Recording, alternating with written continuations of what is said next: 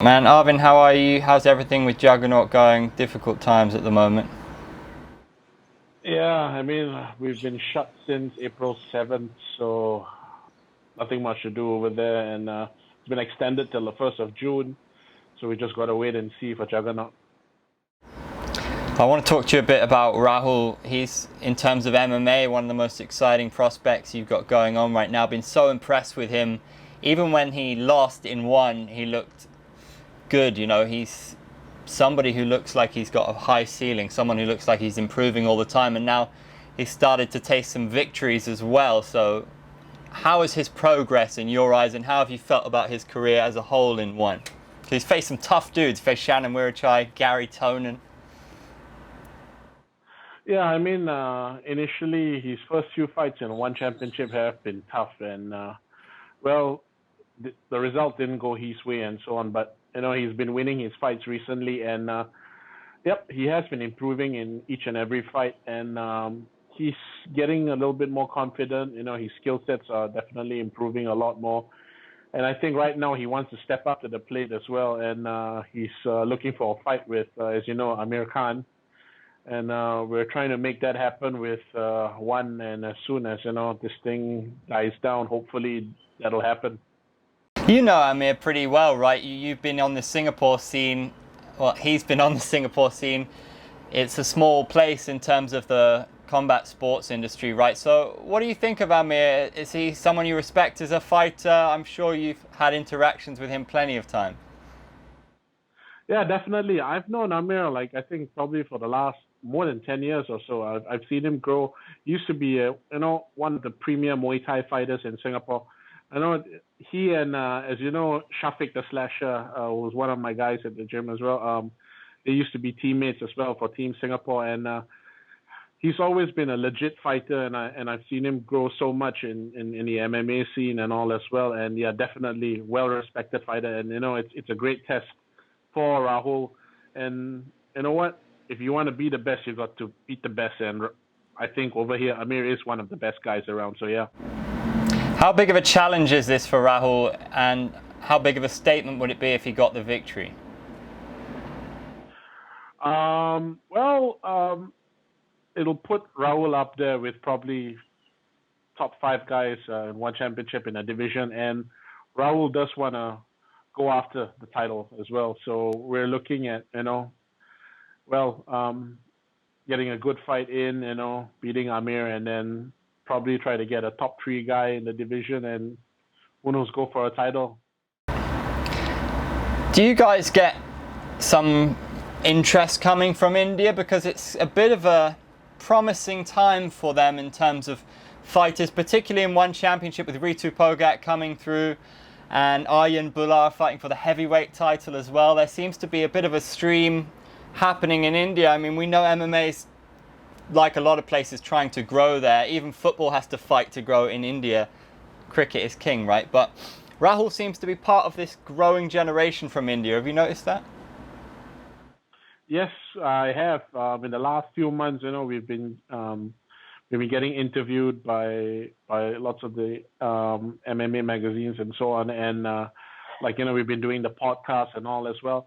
I think because of the immense population in India, there is a very high chance that MMA will definitely grow much bigger. Unfortunately, we're right now in this COVID-19, and everything has been on a standstill. But after this, I'm sure with a whole lot more marketing, and then with premier fighters coming out, and if you get more Indian fighters winning in the international stage, Rahul keeps winning and so on, and one day hopefully getting a title fight, and so it'll definitely improve the scene over in India. I want to ask you about another of your fighters, Ashraf, who's been fighting for One Warrior Series. He got the victory. How far can he go? What do you think of his progress in the last year? His progress has been good, but well, it's been cut short right now because this year was his year to come out and his skill sets to show his improved skill sets and so on. But right now, you know what? Just back to the drawing board. keep training, and well, hopefully next year we can show what he's made of. I want to talk to you a bit about boxing on the global scene. Exciting times. You're a Mike Tyson fan, right? I'm a bit torn about this video. I don't know what to think because, well, the first thing I heard before I saw it was, 53-year-old Mike Tyson's thinking about a comeback. I heard a bit of his podcast talking about never wanting to let that guy out inside him, the monster. And also I thought 53-year-old guy, even if it is Iron Mike, do we really want to see that? But then you see him hitting the pads and it's unbelievable. It's pretty special stuff. I don't know. I know it's just pad work, but would you be up for seeing him 3-4 round exhibition fight, make a bit of money for charity? I'm kind of like yes and no at the same time. What do you think? Well, I grew up watching Mike Tyson as well. He's definitely one of my idols, and pound for pound, he's one of the greatest boxers of all time. I'm sure he's doing this because possibly he's ran out of money as well, and he wants to, charity fight and so on. I think anybody would pay him maybe like an upwards of $15-20 million for a fight. And like you said, he's 53 years old. Kind of looks exciting on the pads, but I think it's all about nostalgia. You growing up seeing Mike Tyson, you know what he did back then in his prime, and right now you kind of want to see that again, and but he is 53 years old, and I don't think he could beat any of the top 10 heavyweights right now. It would be interesting though, like if he had a fight, let's say if he went up against like Quinton Rampage Jackson, or maybe a Bob Sapp or something, happening in Japan or like wherever. So I think more likely that's what's going to happen. What about Evander Holyfield? Holyfield's coming back as well. That would be a pretty exciting. I think Evander Holyfield probably would have a little bit of an edge over Mike Tyson, especially he did beat him in those last two fights, and of course the infamous ear-biting incident. But I think they've become friends as well, and I don't know if they will fight each other. Another thing I did hear though, but I don't know if you know, bare knuckle boxing. Supposedly Shannon the Cannon Briggs. That's fake, dude. That's a fake account, man. You gotta be careful what you read. I don't know, but it would be interesting though. $20 million, Shannon Briggs versus Mike Tyson, bare knuckle. Well, I don't know if I heard the 20 million thing seems to be real, but I don't know about the Shannon Briggs thing. But you never know, right? You never know in this game. Knowing what you know about the sport and about athletes, the fitness and everything else. 53. How big of a factor is that? Because we know people like Roberto Duran went on pretty late. Bernard Hopkins went on pretty late. There's a bunch of them, if we look back through history, who fought into their 40s and even 50s. So how big of a factor is that? We're not talking about 12 rounds, mind you. We're talking about 3 or 4 rounds. Can it be done? I'm just saying, objectively, he looks very, very sharp, but we have to be careful not to get too carried away about 20-second clips on pads. See, the thing is, all those guys you spoke about, Bernard Hopkins, Roberto Duran, they kept on fighting. They didn't take a 15-year break. Mike Tyson hasn't fought since I think it's about 15, 14 years or so. I'm not too sure. And he's been smoking a lot of cannabis as well. And 3-round exhibition fight could be all right, but anything more, I don't know. I don't think it's viable for a 53-year-old man, even though it's Mike Tyson. When you said he couldn't beat anyone in the top 10, how far do you go? Could he beat anyone in the top 20? Could he beat anyone in the top 30? Because I know, again, it's just pad work, but the way he hits pads, and if he connects once, he could beat a lot of people out there, I feel like. Yeah, top 10, no. Even top 20, I don't think so. Top 30, maybe. But look, it's Mike Tyson, and pure boxing match, I don't think he can beat anybody in top 10. But if he connects with anyone, he's going to knock him out still. He's got that power, as you can see, right? So and this is another thing as well. If I was a guy in the top 10 and I had an offer to fight Mike Tyson, for big money, I'm going to think about it. Yep, the money is there. But what if I get knocked out by a 53-year-old man? How old was Rocky when he fought Mason? How old was Rocky when he fought Mason Dixon in like Rocky Balboa, was it? If I'm not wrong, he was supposedly 56. I think he was 56 when he fought him. Yeah. It's kind of like that. I'm probably going to go watch it. Yeah, but that was a movie, man. So, well, Mason Dixon actually fought till he was super old, man. Mason Dixon, the actor, in real life he was a boxer, right? He won a lot of titles. Yep. That was Antonio Tarver, who was the light heavyweight champion. And he was the one who knocked out Roy Jones Jr. Yeah. He was in his early 40s, if I'm not wrong. And he had been fighting since his amateur days, so he went on to fight till like in his 40s, and then he was done. Okay, so if you were a billionaire who was bored and Mike wanted to fight, who would you match him up against, and where would it be, and how many rounds? Okay. Billionaire, probably somewhere in the Emirates, probably in Dubai. 4-round fight. I don't know if I want to make it an exhibition fight. Probably would want it a proper fight. Yeah, you want it to mean something for going to all this trouble. Yeah, and probably I'm going to be paying in excess of 25-30 million US dollars for him. I would put him up. I would like to see him fight Quinton Rampage Jackson, just for the fun of it. Well, seeing even the pad work versus Rampage against Fedor, all the money's on Mike Tyson. And if we're talking a straight boxing fight, I still fancy Mike in this one. Yeah, but Quinton Rampage Jackson, he's still active, he's still fighting, and it's going to be 10-ounce gloves. So I don't know. We'll see. It's going to be a fun fight, though. Rampage Jackson with his name, and Mike Tyson with all the shit talk they're going to do and all. It'll be a fun fight.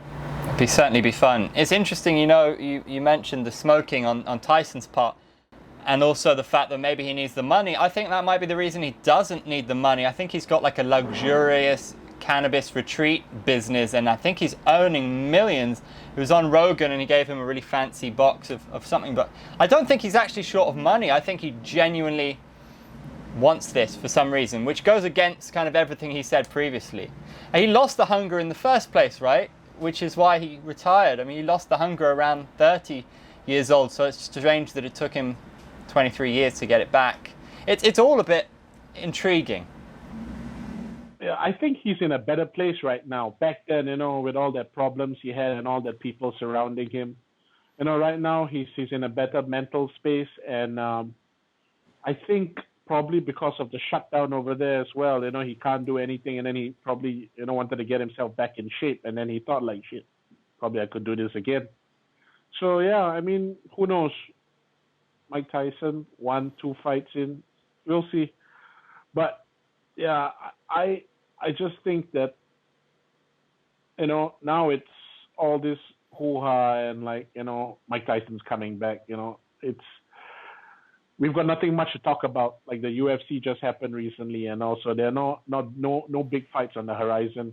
But with the news like Tyson coming out of retirement, it'll be interesting, and hopefully it gets followed up. And like you said, a big billionaire comes in and puts the show on. Hey, why not? Other boxing news then, constant news is always, are we going to see Tyson Fury against Anthony Joshua?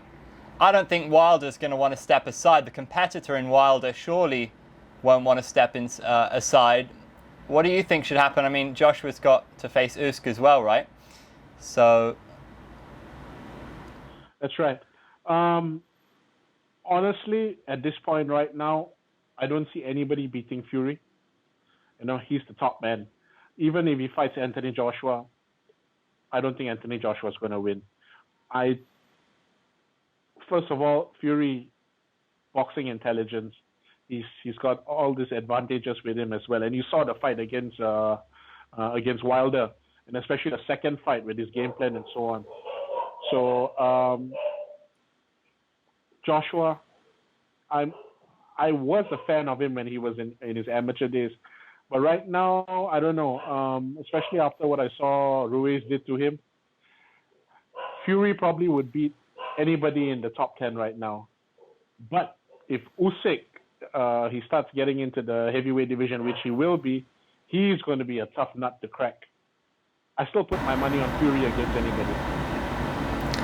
I'm with you. I'm with you. Fury as well. I'm with you, mate. When I saw the Wilder fight, I couldn't help but think that when he sees Joshua at Wembley, Battle of Britain, it's got all the hype and spectacle about it. But I just thought to myself, it's not going to be competitive, judging by this and judging by that. That being the Andy Ruiz first fight. But as a coach and someone who knows boxing so well, although I 100% say Fury beats him, are we a little bit quick to write him off? Is there any chance? We don't know what happened behind the scenes. Lots of rumours that he got badly knocked out in his preparation. Is it just a bad day at the office in that first Ruiz fight, especially given how he put it to bed in the second? Fear that he get knocked out in sparring and so on. Hey, it's fighting, it's boxing, anything can happen. I definitely don't want to write Joshua off, but probably wait. Joshua's supposed to fight. Okay, now I think he should fight Wilder first, and then let's see what happens, and then to make that Fury fight, that'll be good.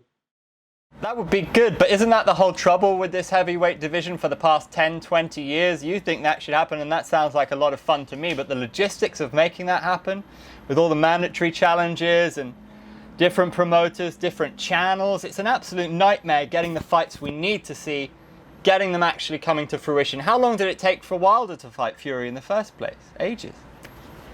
Yeah, it did, but well, it was always about money anyway, so I think at this point of time, definitely, if they want, not to lose interest in boxing, you need to make all these fights. You need to start making these fights happen. We're at the stage right now that like you saw in the weekend over in the UFC, where you can't have any fans coming to the stadium and so on. So in the next few months, once it starts opening up and all that, you can't have fans coming to these stadiums and all. And it's all going to be all pay-per-view, and you need to make these fights happen, man. If not, we got nothing else to do. That's it, man. I want to ask you about Wilder a little bit, because I actually really like Wilder. I was a bit upset with his excuse making, because I was also upset with the way that the internet treated him, really. I mean, there was a lack of respect. I thought, okay, his boxing skill, his fundamentals aren't quite perhaps what you expect of a guy of his level. He does rely, perhaps completely over-rely on those bombs that he drops. But why wouldn't you, right, when you look at his record? I just think a little bit more respect is needed for what he achieved in the sport. All those knockouts, and against people like Ortiz as well. He achieved an awful lot. And even in that first fight against Fury, knocking him down twice the way he did. The guy's a great champion, in my opinion. He shouldn't have made all those excuses with the outfit being too heavy. That was just silly. But people need to put a little bit more respect on his name. What do you think of him? Is he going to be back? Well, looking at the heavyweight division now, I hope so. But there are so many other new boxers coming up in the ranks. I'm sure you heard about Joe Joyce as well, who was Olympic gold medalist, and he's supposed to be fighting Michael Dubois, it's like the Battle of Britain. That's the real Battle of Britain. Two high prospects, and that's supposed to happen in July. I don't know if that's still going to happen, but yeah, if those guys, the future of boxing in the heavyweight division looks all right. Deontay Wilder, well, he's always been a character, and like you said, the respect part, it's all that persona, his persona, like what Mayweather did. Everybody hated Mayweather. Everybody wanted to see him lose, but you saw what he did. He kept winning, and I think Deontay Wilder was going towards that direction as well. Yep, he definitely deserves the respect, but I think the thing is, people always want to, they want to go for the underdog. They don't like all these flashy stuff and so on. And Wilder is kind of the guy, you go like, look at me, I'm rich, I've got this money, I'm that, with all his TV shows and so on. But I've never been a fan of Wilder, that's why. And Anthony Joshua, I thought Anthony Joshua was going to beat him first, but hey, Fury did it, so that's it. I think we're living in a golden age for heavyweight boxing. Again, the first time since Tyson, Holyfield, Lewis, first time since that era, really. I think we're heading back to that era now, which is exciting. It's just about making these fights happen, getting past all the bullshit, all the money, politics, that kind of thing, and just putting on the fights while these guys are still in their prime. You've got Dillian Whyte in the mix as well. There's plenty of interesting names and interesting fights to make. So, yeah, I hope we get to see them. Imagine Mike Tyson and Evander Holyfield coming back into the fray. Imagine those guys on the undercard of Joshua Fury at Wembley Stadium. That'd be cool. Yeah, that'd be really cool. Yeah, a little bit food for thought, where we can fantasize about these matchups a little bit when things improve. And man, I hope things get better for Juggernaut. Juggernaut is one of the most important gyms in the region. You guys have produced boxing champions, MMA talent coming through as well, Muay Thai, one of the best striking gyms around, and good BJJ program as well, good fitness program as well. I love training there, and so many good people there as well. Thanks, man. Yeah, I hope so too. Just got to brush this off, and hopefully we can reopen next month, and then, well, things won't go back to normal, but slowly we'll start rebuilding again.